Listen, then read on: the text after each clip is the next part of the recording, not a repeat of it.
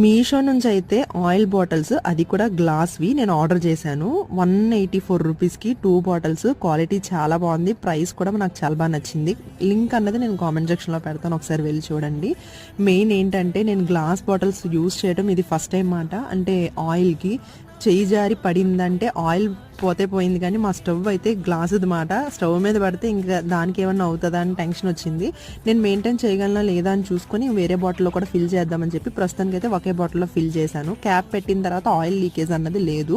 అంటే ఎప్పుడైనా మనం కొత్తగా యూస్ చేసినప్పుడు నీట్గానే అనిపిస్తాయి, తర్వాత అవి జిడ్డుగా అవుతాయి కదా, అదొకసారి నేను చూడాలి నెక్స్ట్ టైం.